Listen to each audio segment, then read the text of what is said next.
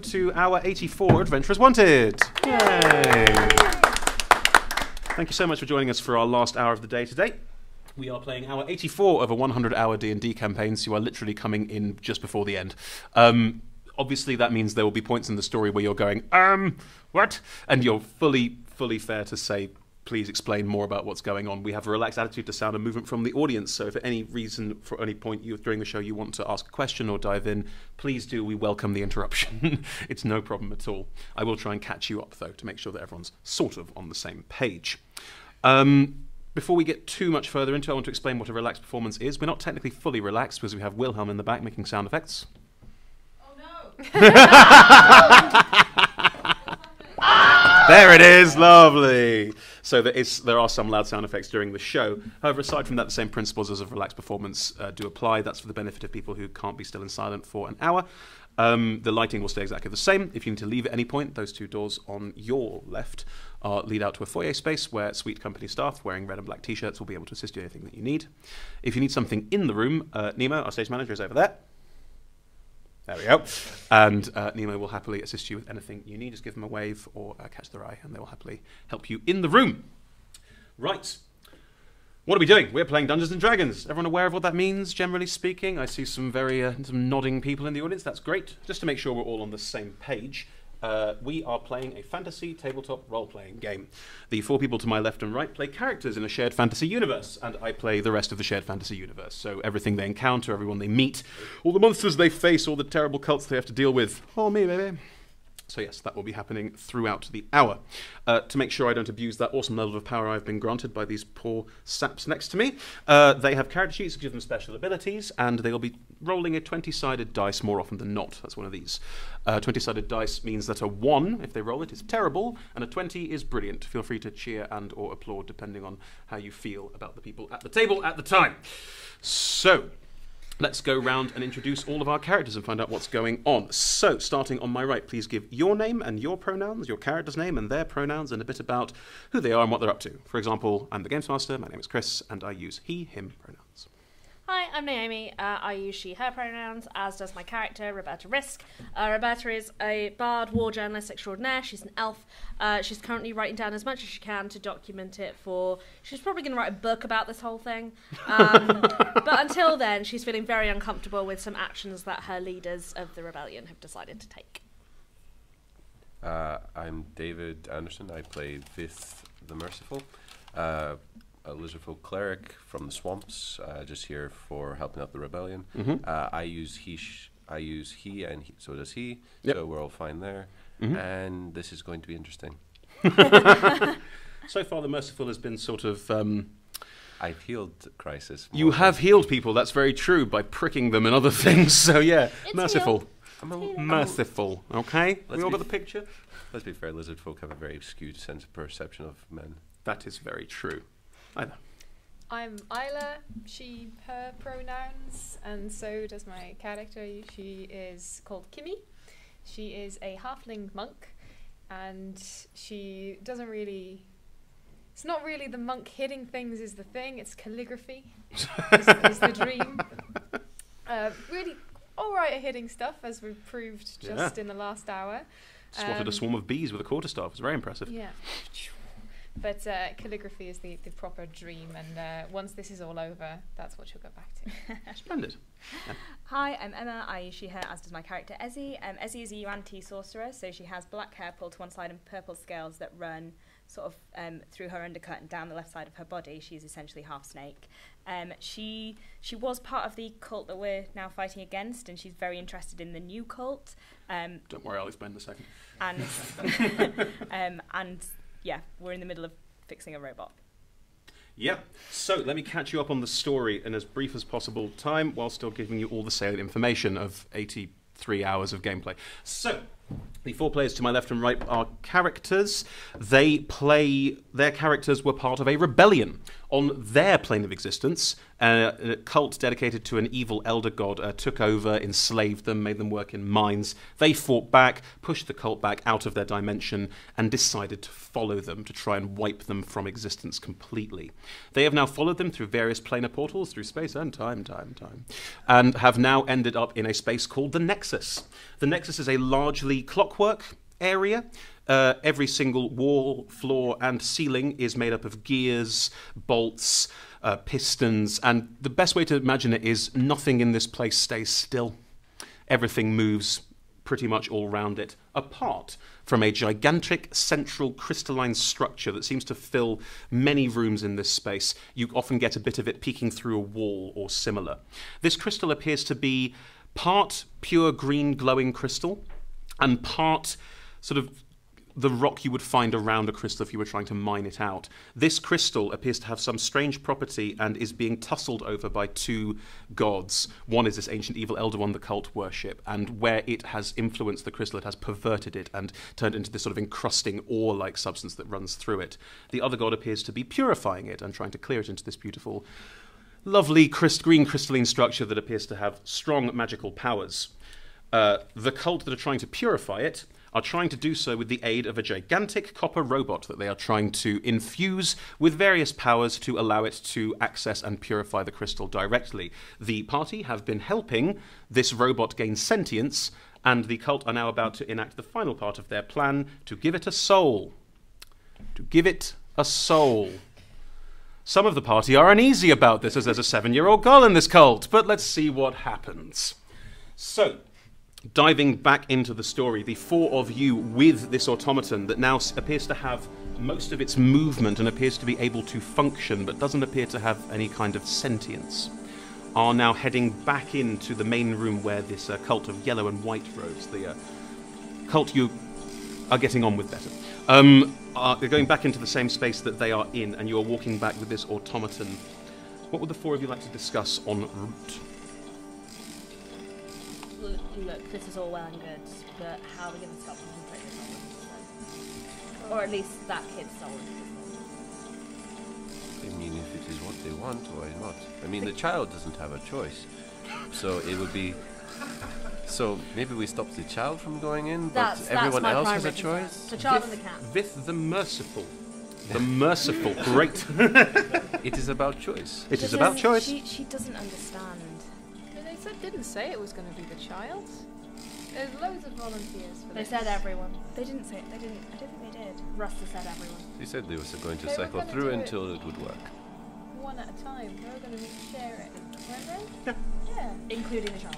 Kimmy, you remember correctly that most of the cult seem totally happy with this idea and love the idea of being, having their soul inside a gigantic automaton robot. They think it's great. Yeah, let them. They're quite happy with it. Doesn't necessarily mean the child. We can say, well, we'll look after the child if you want to go off and become a robot. It's pretty cool. We're going to have to broach that with them. Yeah. He doesn't understand. I tried to explain. He doesn't understand. As you're saying this, you and a small group of other cultists who were with you and the robot are stepping back into this main space. And as you do, you can see the machinery that the cult were working on. They've seemed to have nearly completed what they were doing. There's a gigantic clockwork structure, on top of which is an arm, and on the end of the arm is a sort of, it's hard to describe, like a dish with a sort of spike in the middle of it with a bauble on the end of it. Most of the cult are standing around this sort of marvelling at it or working on fixing it and getting it ready, as this entire group of you, the robot, a 7-foot-tall copper robot, known affectionately as Copper, and the four of you and everyone else is with you. Some of your own rebellion members who are also here are standing back and watching this, not quite sure what to make of it, as you come from a low technology universe and this is all very arcane to you. Where's the girl? She is with her father. They are standing by this machine as he instructs how to do certain things, and she's looking very excited. Her cat is also running around looking very happy. Can I go up and join him? Of course. Russ turns.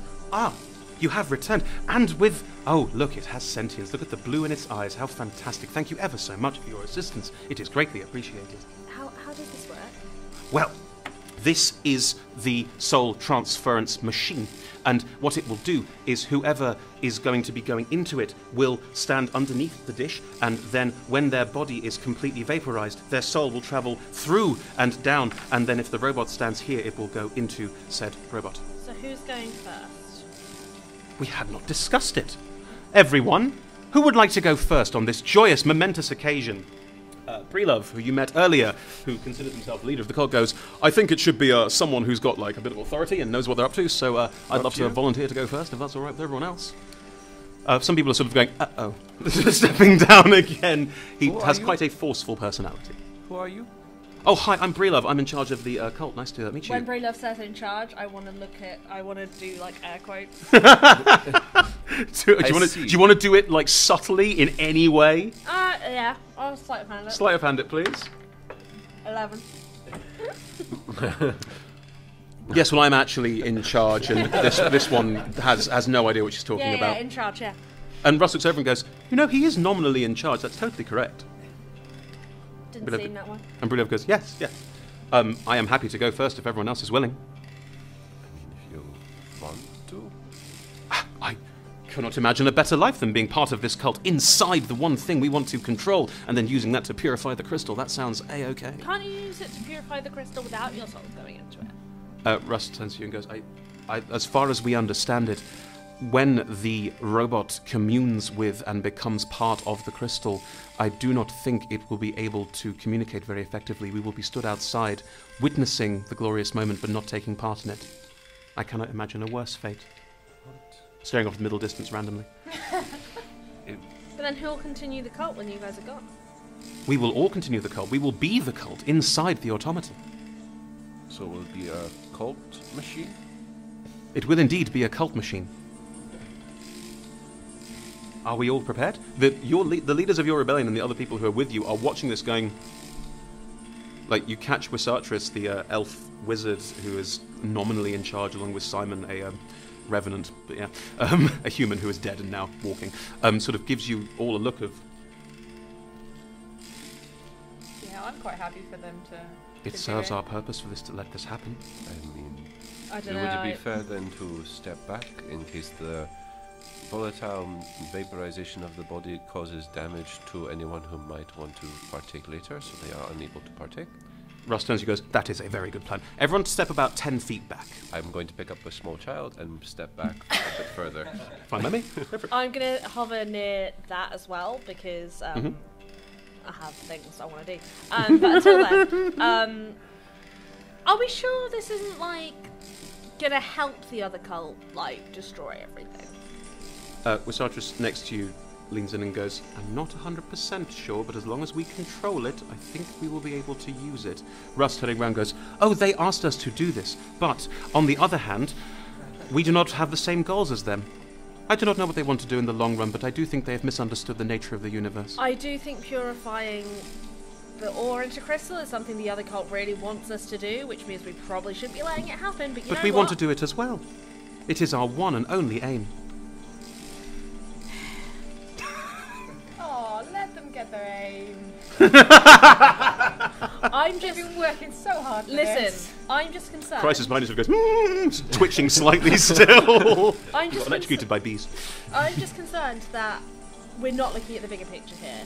We've got this giant god who showed up in our world, destroyed everything, enslaved us for 5 years. We've got our names circled in red in a ledger with no number next to it, but it's recording tons of ore, which I can only assume means we have the most of it on Deriland.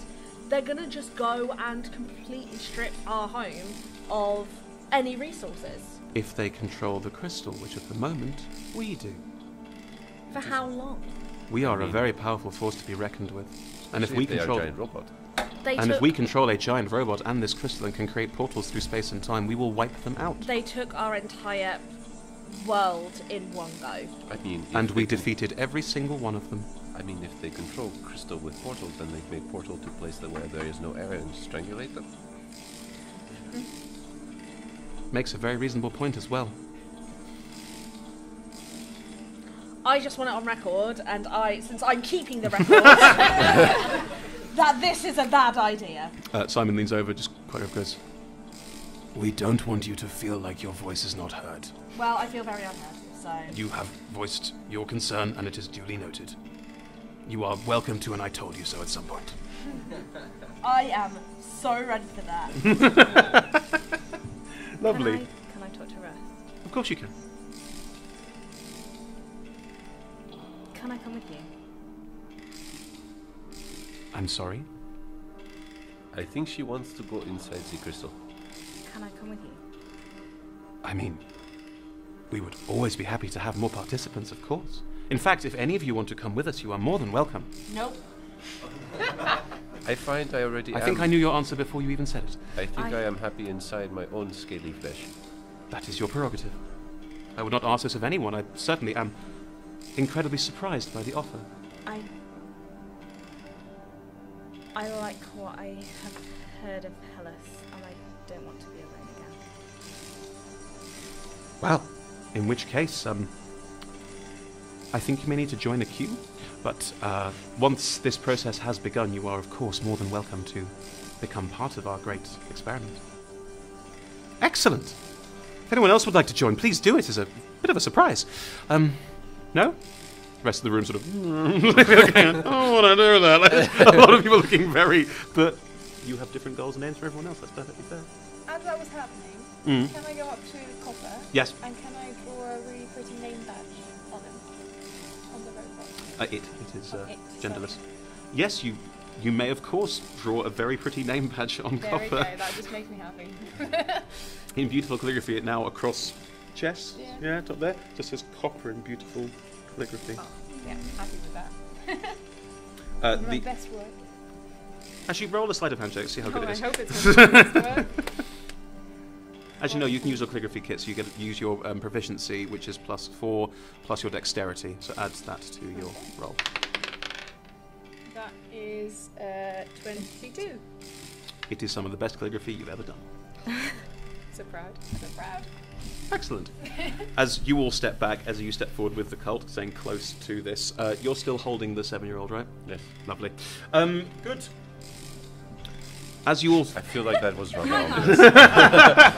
So, Just checking! can I just pull Ezzy to a side and go, are you sure this is what you want? Yes. Lovely. As you step with the cult forward and everyone else steps a little bit back, the copper automaton steps forward, controlled by the cultists, and steps back into this machine and sort of locks in. And it was built to fit it. And it is fitted inside this gear structure. As it does so, the gear structure starts to glow lightly blue, the whole thing.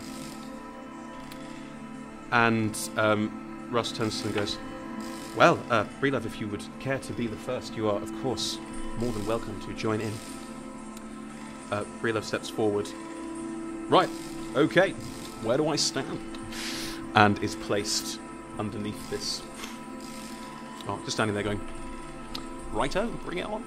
And at which point... pull my shield in front of a small child. Yeah, I'm gonna. You are taking the dodge action! I'm more for going like be protecting tiny girl.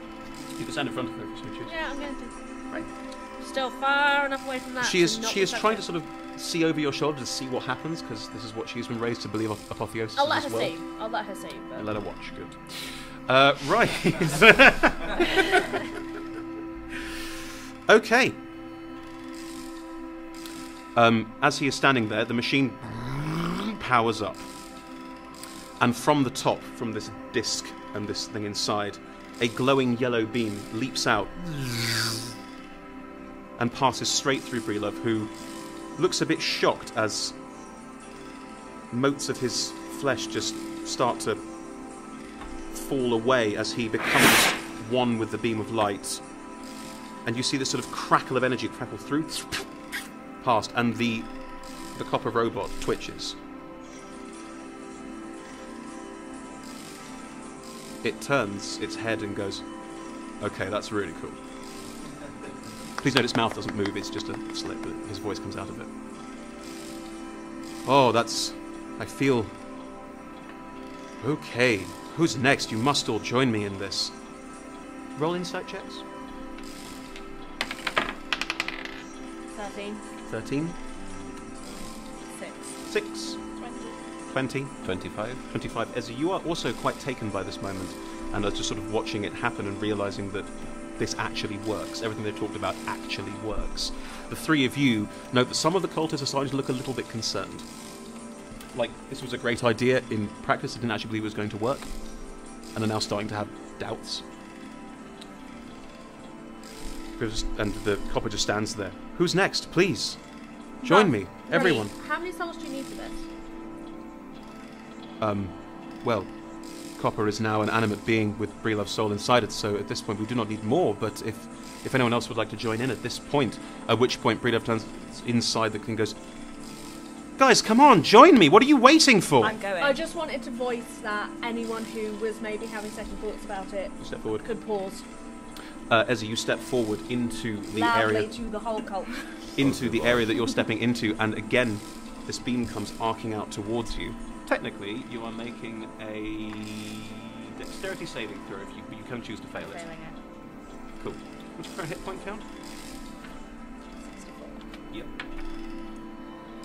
The spell passes through you, and again, you are disintegrated, and your body disappears, and you can see it disintegrating. All of your scales gone. Everything that defined you as you is gone, and you feel movement, sort of a weird scratching up your back, and then suddenly you're looking out of eyes, and you realise you too are in the form. You're there as well. You're now part of Copper. I'm free.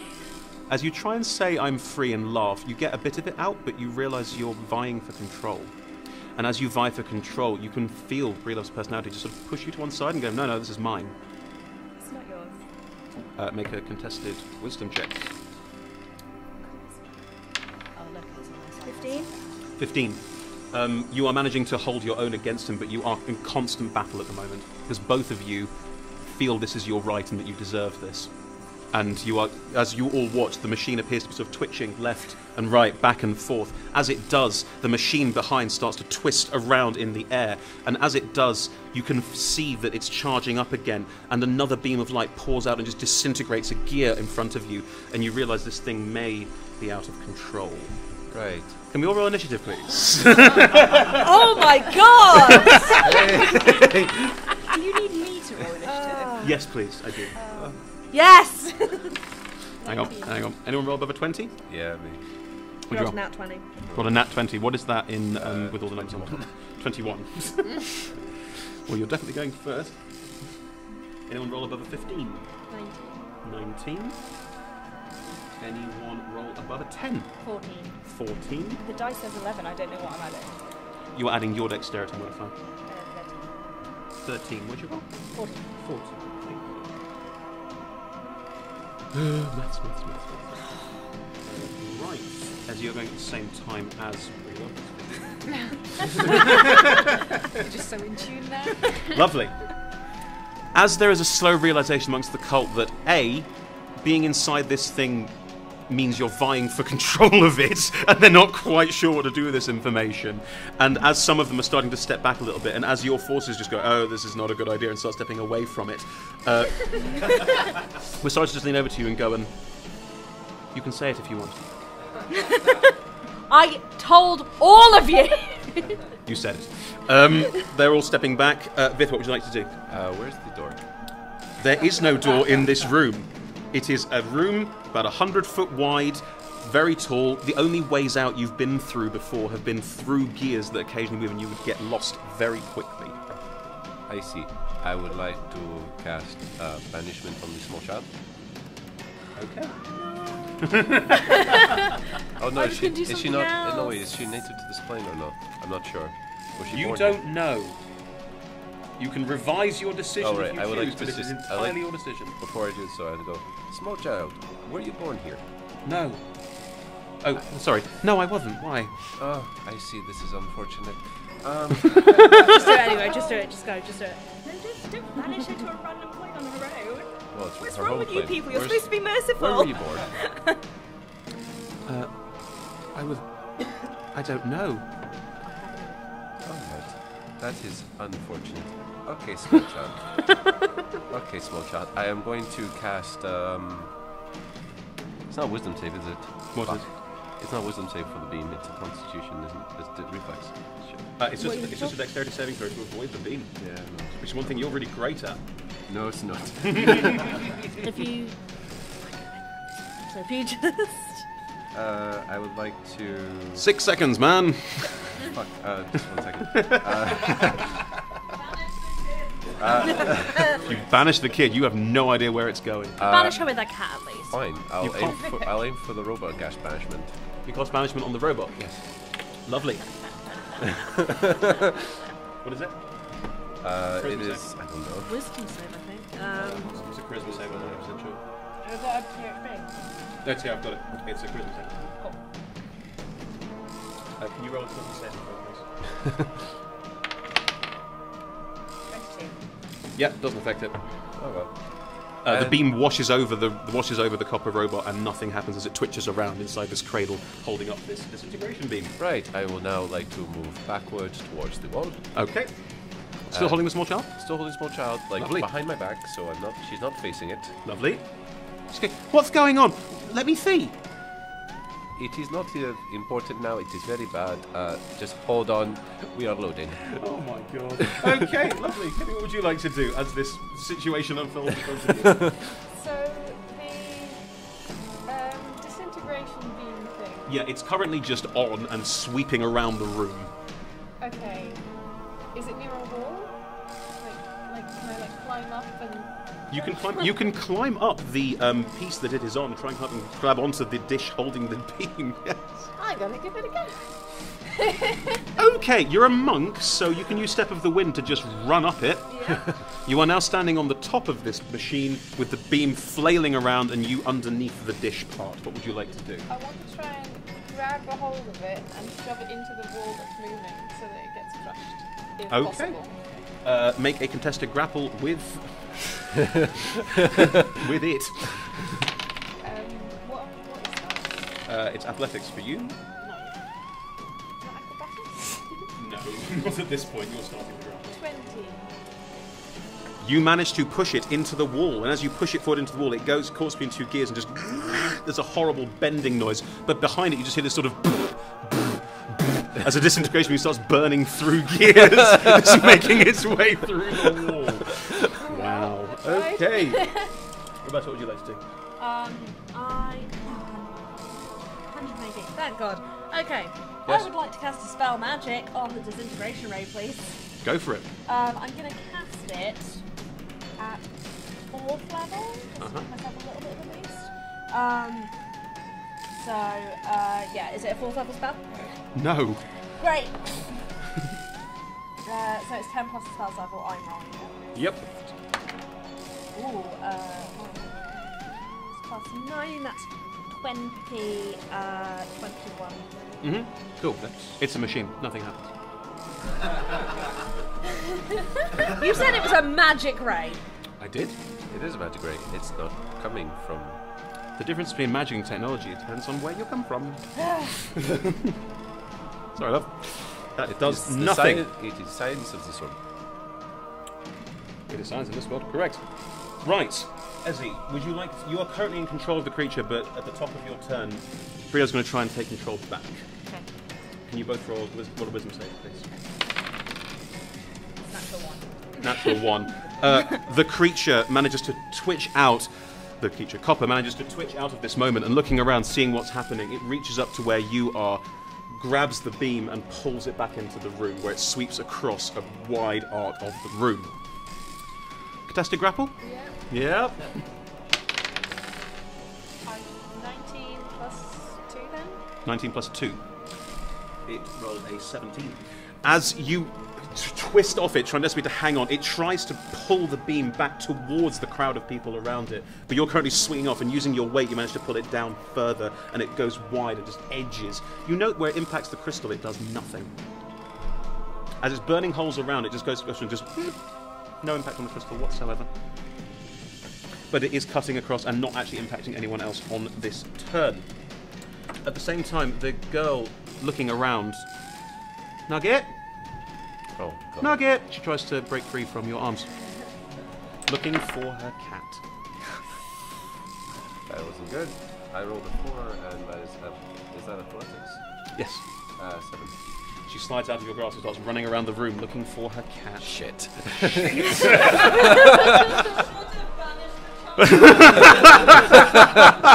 To a fate worse than death, possibly. You don't know.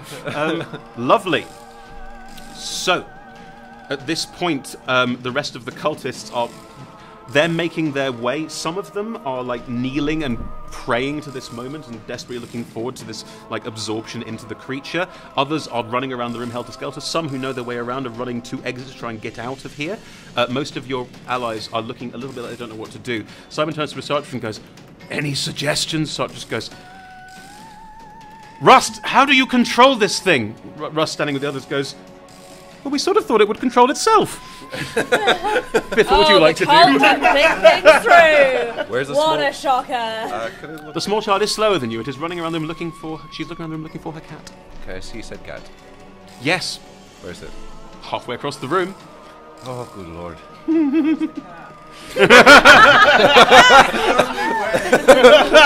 Banish everything! No, it's not something. Let me see, what do I have?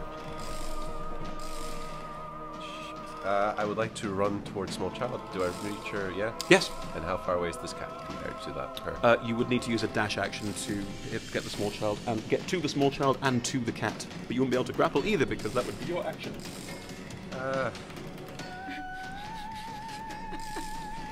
I'm going to aim a guiding bolt at the... Where does it look like it's the weakest, like the armature? I know...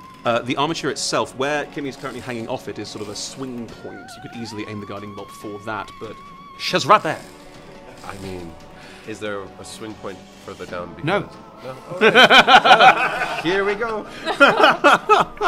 I will fix you later. Thanks.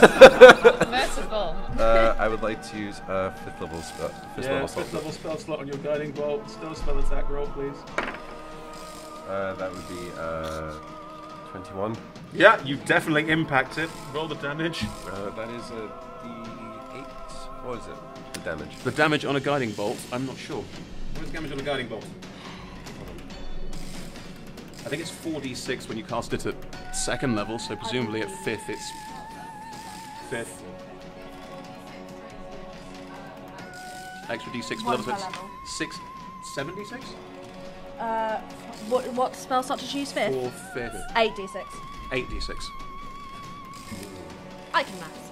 I cannot math. Take a test for it. And it's 7, 8. 8. How many 8? 8. You can choose to be hit by this damage as well, or let it go. Better let go.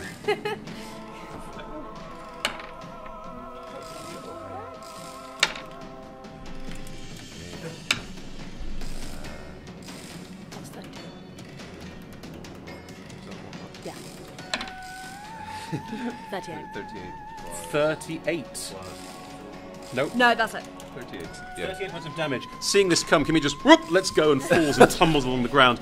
As you do, this beam, this bolt just smacks into the gigantic thing, breaking down some of it, but not snapping the connection between it and the beam, which now the copper robot just holds in its hands. It has... Attacks on it have advantage. It is a stationary object. I mean, Yeah. It's also glowing. It's also glowing a little bit. Yep, that's true. The bluish energy also has some radiant energy glowing around it as well. Excellent. Lovely. Kimmy. Well, destroying the thing is probably a good idea. Mm-hmm. So I just really like climbing things. Can I climb onto the onto copper Yes. and then try and hit it whilst he's holding it? Handily for me to strike. Oh, so you're going to hit it while Copper's holding it? Yeah. Absolutely. Run up the side of Copper. You are a small halfling, but you're also a monk. I'm going to allow that. And make an attack roll. 16. You manage to impact the dish, yes? Then I just do Yeah, attacks. you roll 3 attacks, so roll through. Well, can I hit twice with the quarterstaff and then try and get it away from the... You can do the grapple event? then, yes. Yeah. So that's the quarterstaff. Yep. And then 12. That also hits it. Yeah. It's taking your object. And then... Shall I roll damage on that and then try and grapple? Yes, please. Yeah. 5. Yep. And that's a bit better. 11. 11. You strike out twice, doing significant damage to the dish, which has now got a horrible sort of rent in the side of it. You are certainly doing damage to it, but now you want to try and grab it off and do the same thing you did again. It's an athletics check this time. So 20 on my 10. dice. Yep. You try and pull it away from this gigantic robot, but it is holding fast and ready to go. Roberta. I'd like to cast Hold Monster, please. Hold monster on what? The robot. It's got a Okay. wisdom score, so I can hold the monster it. That is correct. What is the spell save, please? It is 17. Is hold monster a paralyze effect? It is. It doesn't matter, it's immune to paralyze effects. It's on here, like, I'm not adding this. Highly effective. Not added anything to it, it's right there.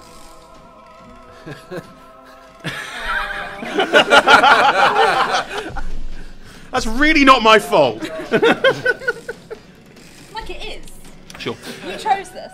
Ezzy, you are currently still in control, but wisdom saving throw at the top of the round to maintain No, it. I'm not in control. It's in control. Oh, it's in control, I'm It's sorry. in control. Wisdom saving throw to be in control of it? 3. Nah, it's higher than that. Right. Can I talk to him? Of course you can. Can you just let me talk to them, please? I think I might be able to help. Hang on. It sweeps the beam down, cutting through a whole swathe of cultists who are just burned up, and you can feel all these different minds now entering yours, and this creature's now getting filled up with different cultists. But he does say, yeah, go on if you want to. It's very matter of fact. Like, this is something that he wants and he thinks they want. There's not like a, rah, I'm angry. There's nothing about that at all. So now I'm talking out, Yes. out proper. Yes. Stop! Stop, stop, stop. You already said that it was their choice. It's their choice. Let them choose. Not everybody wants to be as you are. But not everyone in this cult wants to be in this anymore. Well, then we Then- don't absorb Then all we of them. won't take them in. Then stop moving it around the room. Stop trying to attack it. Everybody just stop! What does everyone do? Does the robot stop? The robot's only targeting cultists. And it's hit some of the ones that were there, and it's sort of holding it now, waiting. Some of the cultists stepping back, going, not sure about this.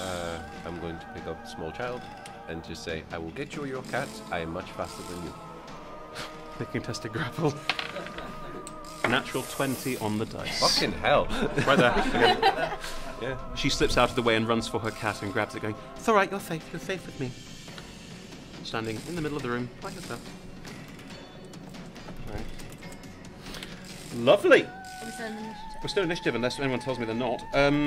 At this point, the cultists who were running around on the shouting of stop are sort of holding their own, stopping, waiting, not quite sure what to make of this. Some seeing that there's no aggression here and that actually there is a chance for control. You can take it in turns. There is a certain element of this that is what they were looking for. Some are again stepping forward and just wanting this moment to happen. Others are not sure. We're going to take some time to think about it because this isn't real now. Like, it's happening now. Can we change the music to something a bit sadder, please? No. Is there any chance of going up to the girls? Oh yeah. Like, we're out of initiative now. People are Cool. generally stopping in the process. I wanna The go. small girl, looking at this and looking at her father, who is also kneeling in front of it, and her mother also kneeling in front of it, turns to you who've been trying to hold on to her and goes, I think this is what I want. Are you certain, child? She looks at her mother and father. I don't want to lose them. Oh, that is fair, Well, child. They'll still be here. They'll still be in there if you're not. So you don't have to go in there to study with them. But I want to be with them. They're my parents. They're my You'll friends. be with them. You just won't be in the robot. And then you can always change your mind later on. You can't, if you go in, you can't change your mind. If you stay out, you can change your mind. If you're not 100% sure. You are persuasion check.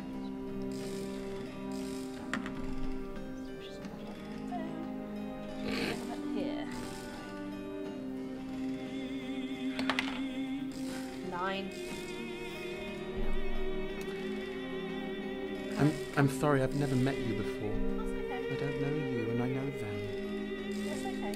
I just want you to really, really know what you're doing. She walks up to her father, who is looking like enwrapped, or was the whole time, and goes, and sort of reaches for his hand. Now, you've noted throughout this whole time, he's not what you would call an ideal father. He doesn't really pay much attention to his daughter. She was designed for a purpose. You don't know what that purpose was, but it didn't work. But with her next to him, he sort of takes hold of her hand and holds it close and looks up at Copper and nods. There are still about 10 cultists here who want to be part of this. We're still here. It's Yeah. different.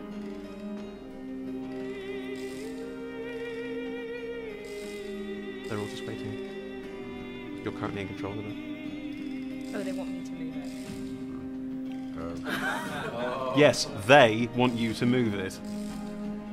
Like, you have to be in control of it. I don't know what you're expecting. Can I do one thing? Yeah.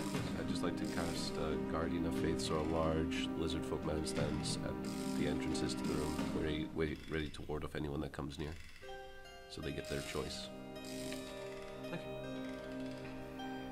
put it in front of Rust. The beam. Yeah. It's cutting into the ground, and it does sort of disintegrate where it goes, so you're making a hole in front of him. Just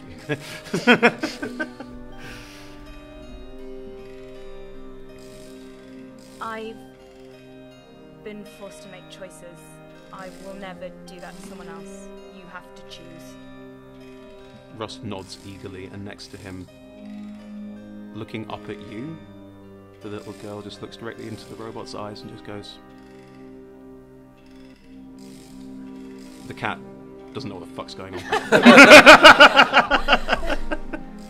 move it over both of them. All three of them, you include the cat.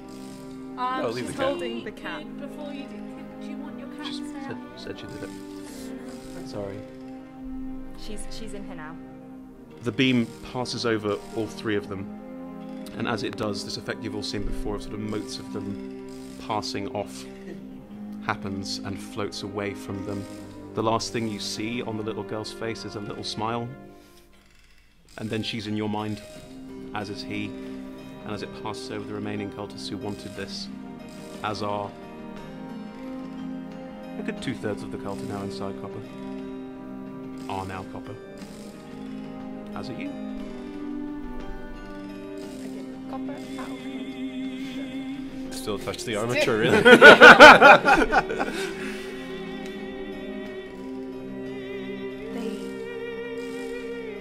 I know you don't understand, but at least with me here as well, they're not all brainwashed. What you're getting, because they are now part of you. You are part of them. You are all one collective mind. The feeling, generally speaking, is incredibly positive. This is exactly what they wanted. One or two are going, what? Like, they're a bit confused by the situation, but most people in here, including including the girl, are very happy with this decision. The cat is bamboozled. Has no idea what's going on. I hope you realise when Copper spoke about their first cat dying. Wow. I can feel her. She's happy. Most of us are. For now. That is the good thing, then. It's the first time in years. For now. Right. So now that this is all done, we move on to the next step. To deal with this crystal. Russ sort of... It feels a bit like a bump. Like, do you mind if I... Like, it's like you're standing around a cockpit. So could you mind if I take over? Please. Copper turns and goes... Right, yes. This is lovely. So, time to purify the crystal. And you all look up at it on this far side of the wall. And that's where we end this hour. Just want to be clear. I think purifying the crystal's a bad idea too. I think everything is a bad idea. Yes, I do. The robot turns to you. Yes, you said. Is there I have a real question for you, Miss Roberto. Do you have any positive thoughts? I did. Besides being positive that everything is going to go bad. I did, and then people started messing around with the orb. That's their fault, not yours. My job's to record everything, and I will record. Cool. Then we'll end that hour there. Thank you very much, guys. Lovely. Well, thank you ever so much for joining us. Thoroughly appreciate it for our last hour of today. We are running 4 hours a day for the rest of the Fringe, so tomorrow through to Sunday. That is from 10:30 till 2:30 every day. You can buy £5 tickets, as you guys have, to watch. You can also buy £5 tickets to play, as both Emma and David did today. So if you fancy coming along and doing that, we are currently sold out. Sorry, but we do have returns on the day. That does happen, and I know there are a couple potentially floating around for the last day that haven't been snapped up in the last 45 minutes. So keep an eye out. And also, if you fancy popping along and seeing the show, if you could play but then watch instead, is it the end of the world? Yeah, no, exactly. This might be at the end of this campaign. Yeah. We're on Twitter at Adventurous250, where our stage manager Nemo has been live tweeting this entire last hour. You can also catch up on every other hour that we've done. There must be thousands of tweets now of the story to date, so you can read up of what's happened. Plus GIFs and memes. Yeah. We're also on Twitch. That's why there's a webcam up there at twitch.tv/adventurerswanted, where we live stream the entire event. So some of the earlier hours are now off Twitch because they have a 2-week turnover. They'll be on YouTube at some point in September, so you can catch up then if you'd like to, or you can jump into the story at an earlier point and still not know exactly what's going on. Never mind. Web limitations. We are very, very proud of what we do, and we want to use the opportunity to introduce as many people as possible to D&D, to tabletop role-playing, which we all think is a wonderful hobby that has a huge number of applications in a number of places.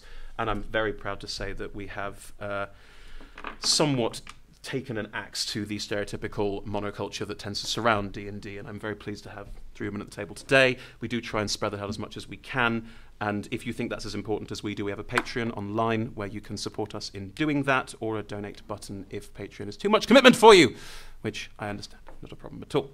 But yes, we do free play events in London, Brighton, Edinburgh, accessibility events, that sort of thing, so pop on, check us out, join us. Join us further. Anyway, I have spoken a lot for the last hour and I'm losing my voice and I have to do more days of DMing. So I'm going to pass to, should I go the other side first? Yeah, thank you. I'm going to pass to David first to give us a little pitch or a pressy for something you're doing either at the Fringe or in your home life that this crowd may enjoy. Nothing at the Fringe, just enjoy tabletop games. Honestly, it's one of the better decisions you'll ever make in your life if you take up a campaign. Yeah, very true, 100% agreed. And I'm not being a cynical elf. Yes, you are. I'm doing other things, none of which I can go into detail yet, but there's 2 podcasts and... Well, I can't! There's 2 podcasts and a stream I'll be starting on, all D&D related, so if you're into that kind of stuff, my Twitter's Naomi Jade. It'll be tagged on the Adventures Twitter if you want to go and have a look. But yeah, I'll be doing a couple more things. I also tweet the Omen shows and things like that. So yeah, follow me on there for updates on things I am doing, because I'm being the token girl in a couple of things, which is fun. Thanks, Dave. My thing is that I am a sign language interpreter. So I do the sign language interpreting for this show. So the first hour of every day is interpreted so that sign language users can have access. So that's great fun. It's amazing. If you've never seen someone try and BSL interpret an improvised show with concepts that don't exist in BSL, you've got to see it. It's such good fun. It's on the Twitch, and also you can come at 10:30 every morning if you so choose. And I'm glad we can expand our audience. Thank you so much, Ida. So I play with adventurers in London in the Omen game. If you enjoyed Copper, you might want to check out Omen. Copper's a character in another game. And the reason that I'm crying is because I'm talking to the person who plays him. It. And also we're starting a Curse of Strahd podcast, which I'm going to be tweeting about. So follow me on Twitter, Emma R. Sheard. They're all on the Adventurous Twitter interacting, so you can find them all there. Lovely. Thank you ever so much, guys. If this was your only hour with us, then thank you for coming. Really appreciate it. If you do want to come back, we look forward to seeing you again. Have a lovely day. Cheers.